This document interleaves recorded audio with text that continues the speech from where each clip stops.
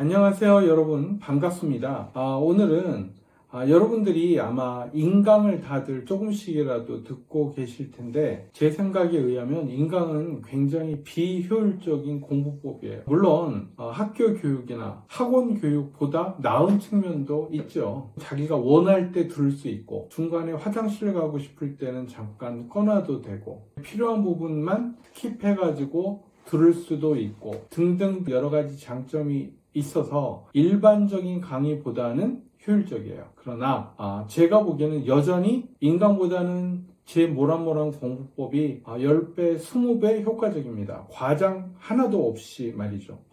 구체적으로 인강보다 제 방법이 어떻게 좋은지 최대한 자세히 설명을 해드리겠습니다. 따라서 오늘 제 말씀을 듣는 여러분들께서는 한번 귀 기울여 들여보시고 일리가 있다 라고 생각이 되시면 가능하면 인강보다는 제 방식을 취하는 것이 여러분들이 그 목표가 자격 시험이든 성적 향상이건 무엇이든지 훨씬 더 빨리 이룰 수가 있을 거거든요. 그러니까 귀 기울여서 잘 들어주시기를 부탁드리겠습니다. 자, 오늘도 앞에는 두 분의 도우미들이 앉아 있습니다. 반가워요. 안녕하세요. 네, 많이 도와주시고요. 가능한 시청자 입장에서 질문 많이 해주시기를 부탁드릴게요. 구체적으로 이제 들어가겠습니다. 첫 번째, 키워드와 스토리에 대한 이야기를 해드릴게요. 키워드라는 건 이런 겁니다. 세종대왕이 1443년에 한글을 만들었어. 그런데 많은 집현전 학사들하고 너무너무 끙끙거리고 힘들어서 만들었었고 많은 사람들이 반대를 했었는데도 불구하고 세종대왕이 밀어붙여서 우리의 우수한 문화유산인 한글을 드디어 만들어낸 거야 라고 누군가 이야기를 한다면 거기서 공부해야 될 거는요, 이 전체 이야기가 아닙니다. 뭐가 있을까요? 세종대왕 1443년 1446년 집현전 이런 것들을 외워야 되는 거죠. 근데 세종대왕이 그렇게 노력해서 만들었고 반대가 있었고 이런 거는 굳이 외울 필요가 있을까요? 없습니다. 이런 거는 대부분 시험 보기 전까지 어쩌다가 한두 번 우연히 보기만 해도 다 기억나고 시험 볼 때 아무런 불편이 없어요. 그런데 세종대왕이었나? 가만히 있어봐라. 선조였나? 인조였나? 이렇게 왕의 이름이 헷갈리거나 1443년이었나? 1337년이었나? 연도가 헷갈리거나 집현전이었나? 아니면 홍문관이었나? 라는 그 기관의 이름이 헷갈리거나 이럴 수는 있어요. 따라서 외워야만 되는 것들은 사실 보통 단어로 구성되어 있어요. 많아야 두세 개.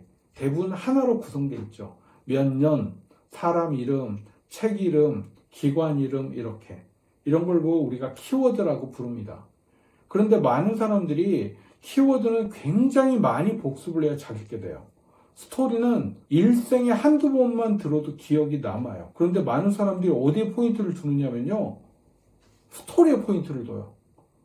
제가 가장 듣기 싫어하는 거짓말이 뭐냐면요, 역사는 흐름을 알아야 돼. 세상에서 제일 나쁜 공부 방법의 아주 대표예요. 거기에 속으면 안 돼요. 근데 유명하신 분들이 다 그렇게 말해요. 역사란 흐름이야. 역사를 왜 외우려고 해? 역사는 얼마나 재미있는데.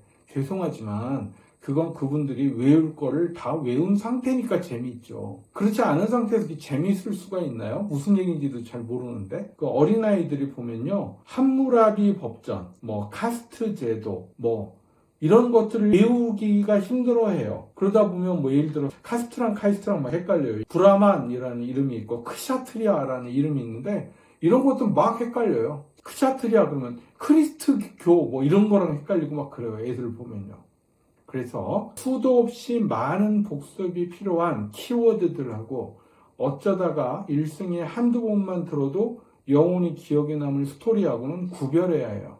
그리고 우리가 공부해야 될 대상은 스토리가 아니라 키워드예요.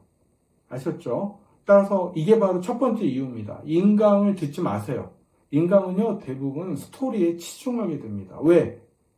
재밌으니까요. 인강이 재미없으면 어떻게 돼요? 아무도 안 듣습니다. 따라서 인강 강사라면 누구나 재미에 어느 정도 포인트를 주게 됩니다. 근데 재밌는 이야기는요, 어쩌다 한 번만 들어도 일생 갑니다. 그래서 이런 것들은 공부한다고 안 해요. 즐긴다고 하죠. 근데 우리 일반 사람들이 공부하려고 하는 거는요, 즐기려고 하는 게 아니에요. 시험을 잘 보기 위해서 하는 거죠. 따라서 키워드하고 스토리는 엄격히 구별해야 되고요. 우리는 키워드에 집중해야 합니다. 따라서 인강은 별로예요. 인강은 포인트를 어디에 두니까요? 스토리에 두니까요. 세종대왕이 1443년에 한글을 만들었어. 잊지 마. 5분 있다가 또 얘기하고 5분 있다 또 얘기하고, 이런 인강이 있다면 그걸 들을 사람이 있을까요? 다들 아니 저 사람은 왜 인강이 저렇게 재미가 없어, 그럼 아무도 안 들을 거예요. 따라서 인강을 듣지 마세요. 인강은 여러분들이 성적을 올리게 하려는 게 목적이 아니라요, 여러분들로 하여금 재미있게 하려는 목적을 가지고 있어요. 그래서 재미없는 걸 재미있게 만드는 기술이 따로 있는 게 아니라요, 재미있는 스토리를 많이 풀면 재미있어지는 거예요. 그래서 거기에 포인트를 두는 인강은 공부하는 입장에서는 굉장히 비효율적이 될 수밖에 없어요. 이게 첫 번째. 그리고 가장 중요하게 인강을 들을 필요가 없는 이유이기도 합니다. 두 번째, 첫 번째 것과 중복이 되는데요, 시간의 효율성이 떨어져요.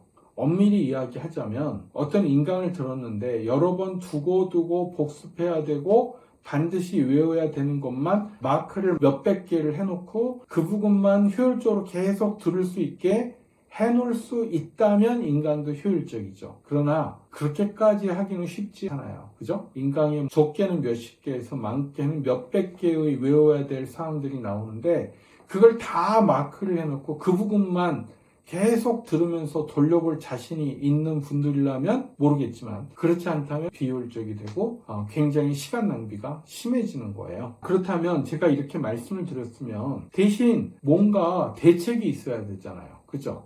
그래서 여러분들에게는 제가 얼마 전에 찍은 실제 공부하는 동영상이라는 게 있어요. 그래서 암기해야 될 사항을 이쪽에다가는 첫 자모를 위주로 힌트를 주고 오른쪽에다가는 키워드들을 그 답으로 써놓고 이렇게 형태가 만들어지고, 오른쪽 위에는 몇 번 복습했는지 써놓는 칸도 있고, 중간에 여백에다가는 추가로 더할 내용이나 샤프로 써서 지워야 될 것은 지우고, 이런 모란모란 노트 실제 암기 과목 영상도 올라가 있으니까 그걸 참조하시면 좋겠어요. 그게 훨씬 더 효과적이에요. 그 다음 우리가 인강을 들으려면요, 세 번째 얘기라고 볼 수 있는데요, IT 기기가 필요하고요, 경우에 따라서는 비용을 지불해야만 볼 수 있는 인강도 많아요. IT 기계를 들고 다녀야만 되고 또 비용을 지불해야 될 가능성도 있어요. 그리고 심지어는 그 인강에 딸린 교재도 다시 사야 돼요. 그러면 그 인강 교재가 다행히 매우 좋은 교재라면 모르겠지만, 제가 대부분의 인강 교재를 이렇게 관찰해 본 바로는 대부분은 필요 없는 지식까지 너무 많아요. 왜냐하면 책을 두껍게 만들려면 분량이 많아야 하거든요. 그리고 책이 두꺼워야 오히려 빠진 게 없고 시험 문제에서 갑자기 엉뚱한 게 나오는 게 조금은 다 있거든요. 그러면 인강 교재에 만약 그 내용이 없으면 어떻게 될까요? 그 다음 연도에는 아무도 그 인강 교재를 사지를 않겠죠. 그렇다면 인강 강사의 입장에서 자기 책에서 빠진 내용이 시험에 안 나오게 하려면 어떻게 해야 될까요? 쓸데없는 내용까지, 어쩌면 시험 문제 나올 확률이 5%, 어쩌면 1%도 안 되는 내용도 만약을 위해서 집어넣어야만 돼요. 그게 시험 문제 나오면 엄청나게 큰 타격이 될 테니까요. 없다면 안 되니까. 그래서 인강 교재는 필요 이상으로 두껍기 마련이에요. 근데 대부분의 시험들은, 특히 자격 시험들은 100점을 목표로 할 필요는 없잖아요. 그러면 어쩌다 나오는 1%, 2%의 확률의 문제는 공부 안 하는 편이 효율적이지만, 대부분의 인강 교재들은 그것까지 겨냥해서 교재를 만들다 보니까 교재 두께가 자기가 보는 시험의 수준에 비해서 쓸데없이 너무 높아요. 그래서 100페이지면 될 시험을 이 사람은 1000페이지를 만들어 놓는 거예요. 그래야 만약에 사태에 대비할 수가 있으니까. 그런데 여러분들은 그런 인강 교재를 울며 겨자 먹기로 혹은 몰라서 사게 돼요. 그리고 그 내용을 다 공부해야 되나? 라고 계속 고민하게 되는 거예요. 사실은 시험 문제 나올 가능성이 1%인 것까지도 열심히 외워야 돼요. 너무 슬퍼요, 여러분. 따라서 인간교재는 대부분 필요 없는 내용들이 90%라는 사실을 꼭 명심해 주셨으면 좋겠어요. 그래서 가능하면 짧고 얇고 요약집 이런 걸로 공부하셔도 충분하니까요. 겁먹지 마세요. 여러분들은 목표가 100점이 아닌 경우가 많잖아요. 단 성적을 올리려는 수능 준비생이라든가 아니면 학교 내신을 준비한 학생들은 오히려 교과서나 텍스트가 짧은 경우가 많은데, 이럴 경우에도 문제집 풀거나 기타 다른 거 하지 마시고요. 인강 같은 거 하지 마시고요. 제 암기 과목 영상을 참조하시면서 그 짧고 간단해 보이는 그거를 하나도 빼지 않고, 그러나 그리고 같은 거 말고 중요한 내용들은 몽땅 확실히 외울 수 있도록 하려면요, 복습 진짜 많이 해야 돼요. 제가 항상 주장합니다. 자, 몇 번 복습이 필요하다고요? 100번. 아셨죠? 그래서 100번 복습하겠다는 각오로, 경우에 따라서는 200번, 300번까지라도. 제가 여러 번 강조하지만 수학 공식은요, 1000번을 해야 돼요. 그래야 자기게 돼요. 물론 이제 제 머리가 나쁜 편이라 저한테 맞추라고 할 수는 없겠죠. 하지만 이렇게 수도 없이 복습할 각오로 덤빈다면, 이렇게 얇은 책도요, 사실은 완벽하게 빠짐없이 내 걸로 만들려면 굉장히 많은 시간이 필요하니까요. 절대 우습게 보지 마시고 정성을 다해서 공부하세요. 그 상세하게 공부하는 내용은 따로 올라가는 암기 공부 편이라든가 실제 공부 영상이라든지 이런 다른 유튜브를 참조해 주시면 좋겠어요. 이 인강에 또 다른 단점이 있다면요, 원칙적으로 이거는 굉장히 수동적이에요. 일반 강의라면 선생님 저 이거 몰라요, 아니면 선생님 잠깐만요, 지금 말씀하시는 거 이해 못했어요 라고 할 수 있지만, 인강은 이렇게 능동적으로 끼어드는 게 불가능하잖아요.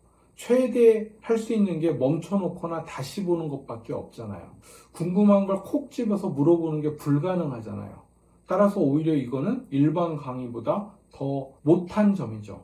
그래서 이런 약점도 분명히 여러분 알고 계실 테니까 간단하게 말씀드렸고요. 마지막으로 제가 항상 주장하는 거지만, 모든 공부는요, 1년 뒤를 기준으로 공부해야 올바른 공부예요. 다 외우고 지금 다 이해하면 뭐하나요? 시험 볼 때 기억 안 나면 아무 소용이 없는데. 그래서 하루에 10개씩 외워서 1년 뒤에 엄청나게 많은 걸 다 기억하는 사람이 유리한 거죠. 하루에 100개, 그 다음날도 100개 외워서 시험 볼 때 10분의 1만 기억하면 뭐하나요? 10분의 1이 아니라 많은 사람들이 오늘 공부하는 걸 1년 뒤에 100분의 1도 기억을 못하도록 공부해요.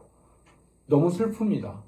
오늘 공부하는 거는요, 시험 때 100% 기억날 뿐 아니라 그 깊이와 응용력에 있어서 모든 면에 있어서 더 완벽해진 상태에서 1년 뒤에 시험을 볼 수 있도록 공부해야 돼요. 그래서 저는 이 기준을 1년 단위의 기준이라고 불러요. 그래서 여러분들도 기억해 주시길 바라고요. 이런 점에서 인강은 굉장히 비효율적이에요. 자, 오늘 이 시간까지 이렇게 열심히 말씀드린 이유 중에 하나가, 앞에 있는 우리 도우미들도 1년 대략 10개월 뒤에 그 시험을 위해서 준비하고 있는 학생들인데요. 제가 이분들에게 항상 강조하는 걸 다시 한번 독자들과 같이 나누려고 오늘 시간을 마련했고요. 자, 두 분은 인강 거의 많이 듣는 편이시니까 혹시 질문할 사항이 있으시다면 뭐 있을까요? 말씀드린 내용 중에 잘 이해가 안 되거나 아니면 이런 문제점이 있다라든가 뭐가 있을까요? 그 후기 같은 걸 보면 추천을 받는 책과 인강이 있잖아요. 근데 저희가 준비하는 거는 좀 특수직이니까 그런 후기에 의존할 수밖에 없는데, 그 책에 말씀하신 대로 인강 강사들이 되게 쓸데없는 부분까지 다 넣어놨는데, 저희는 그거에 대한 기초 지식이 없으니까 뭐가 중요하고 뭐가 중요하지 않는 거를 쳐내는 게 좀 힘들잖아요. 그렇죠. 그런 과정에 있어서는 어떻게 하면 될까요? 제목에 대해서 말씀을 드릴게요. 많은 사람들이 자기가 전혀 내용을 모르는 걸 처음으로 공부를 갖다 할 때 어느 게 중요한지 어느 게 중요하지 않은지를 몰라요. 그런데 제가 중요한 것만 외우래요. 말이 안 되잖아요. 그래서 제가 추천드리는 가장 첫 번째는 제목에 대한 거예요. 제목을 위주로, 제목에 가령 행정학이란 무엇인가 라는 제목이 있다면, 그러면 행정학의 흐름이 어떻게 될까 이렇게 됐잖아요. 근데 뭐 참고로 여기에서 행정학과 관련되는 이런 게 나오면 공부할 필요가 없죠. 그러면 행정학 대해서 중요한 사람 이름이 나오면 그 사람 이름은 중요하겠죠. 제목과 관련성을 갖다가 순서로 매겨서 한두 개씩 하는 방식이 첫 번째 추천드리는 방식이고요. 두 번째는 페이지당 개수 방식이 있어요. 이 두 가지 방식은 제가 가장 즐겨 사용하는 방식이에요. 무슨 얘기냐면 페이지당 하나, 혹은 페이지당 2개, 혹은 페이지당 3개, 페이지당 절대 여러분들도요 5개 이상 절대 안 좋아요. 처음에는요 페이지당 1개에서 많아야 4-5개 사이의 정도로만 페이지에서 본인이 제일 어렵거나 중요한 내용을 모란모란 노트로 옮겨 적는 거예요. 그러다가 그런 걸 갖다 계속 반복하면서 주변 걸 갖다 힐끔힐끔 보다 보면 이 흐름을 어느 정도 알게 돼요. 공부 방법은 여러 번 말씀드렸다시피 먼저 외우고 나중에 이해하는 방식이라서 중요하거나 특이한 단어, 키워드들 위주로 외우다 보면 옆에 있는 게 자기가 원하지 않았는데 흘끔흘끔 눈에 들어와서 다른 것들도 치다 보면 대략 흐름을 알게 되거든요. 안 되겠으면 한 페이지당 하나, 혹은 그것도 싫으면 책이 이렇게 두꺼우면 3페이지당 단어 하나, 10페이지당 단어 하나 이렇게 외워도 돼요. 중요한 게 너무너무 확실해. 이런 것들만 단어를 갖다 외우다가 그 다음으로 중요한 단어는 뭘까 이렇게 찾는 거예요. 슬슬 점점 단어를 늘려가는 거예요. 그리고 거기에 쓰이는 방식은 모란모란 노트, 암기현 방식이 제일 좋아요. 그래서 그런 식으로 늘려가다가 시험이 다가오면서 자기가 늘릴 수 있는 범위까지, 복습이 가능하면서 늘릴 수 있는 범위까지 늘리다가 시험을 보면 돼요. 그래서 이 방식을 쓰면 쓸데없는 인강교재나 책이 너무 두꺼워도 다 공부할 수 있어요. 이해가 되세요? 쓰면서 공부하는 사람들 많은데요. 제가 참고로 이 분들한테는 여러분 설명해서 이미 아시고 있겠지만 시청자 여러분들은 모르실 테니까 쓰면서 외울 그 정성으로요. 모란모란 노트를 쓰세요. 첫 자모 하나만 더 쓰면 돼요. 그죠? 키워드를 이왕 써서 외우는 김에 모란모란 노트에다가 한 번씩 쓰세요. 그리고 반을 적어서 스스로 검사해 보시고 친구한테 검사 한번 해달라고 그러고 이렇게 외우는 게 10번, 100번 쓰는 사람보다요 훨씬 더 잘 외워집니다. 여러분 꼭 모란모란 노트 암기편이나 실제 공부 동영상을 참조해 주시길 부탁드리면서 오늘 여기서 마무리할게요. 다음에 봬요.